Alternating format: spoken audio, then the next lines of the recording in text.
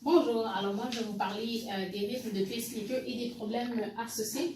Alors on vous a dessiné un beau petit cœur pour vous présenter, pour vous montrer un peu le potentiel d'action. Alors l'impulsion commencerait au niveau du nœud sinusal auriculaire.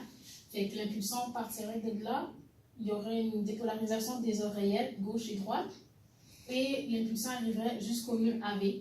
Le nœud AV va avoir une impulsion jusqu'au faisceau de His puis aux fibres de Purkinje. Il y aurait une dépolarisation des oreillettes, des ventricules, désolé, c'est-à-dire une contraction des ventricules. Alors, ça serait en temps normal. Pour la personne qui a besoin d'un pacemaker, ça serait plus par rapport à un bloc AV d'une bradycardie sinusale. Ça sera expliqué dans une autre vidéo.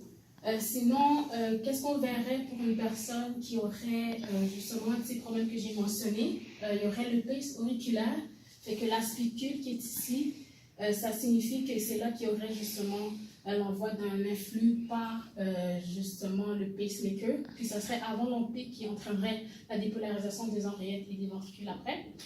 Sinon, le pace ventriculaire, ça serait plus un petit peu, ça serait après l'OMP, puis juste avant le complexe QRS, ce qui ferait que la spicule serait entre les deux parties. Ce qui fait que l'impulsion, ça se ferait le voyage de cellule en cellule, ce qui ferait que le complexe QRS dans le CG, ça serait montré par là, ça serait un peu plus large que la normale. Sinon, il y aurait deux types de pace. Il y aurait des types de pace sans battement, puis des types de pace ventriculaire à la demande. C'est là que le pace enverrait un influx nerveux. Sinon, les problèmes associés qu'on verrait au niveau des pace, des stimulateurs cardiaques, ça serait premièrement failure to pace. Failure to pace, c'est quand il n'y aurait pas d'impulsion envoyée par le pacemaker. Failure to capture, sinon ça veut dire que l'impulsion serait envoyée, mais il n'y aurait pas de réponse au niveau des ventricules ou des oreillettes. Sinon, il y aurait oversensing, ça c'est une sensibilité accrue. L'impulsion n'aurait pas été envoyée au bon moment dans ce cas-là.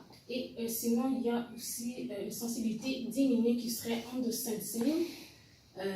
Ça serait que ça n'aurait pas été détecté, la dépolarisation n'aurait pas été détectée. Par rapport à ça, une personne qui aurait besoin d'un pacemaker, c'est parce qu'on aurait fait les traitements pharmacologiques et que ça aurait échoué dans ce cas, dans son cas. Alors, on aurait recours justement à un système électrique qui est notre pacemaker pour favoriser le battement cardiaque.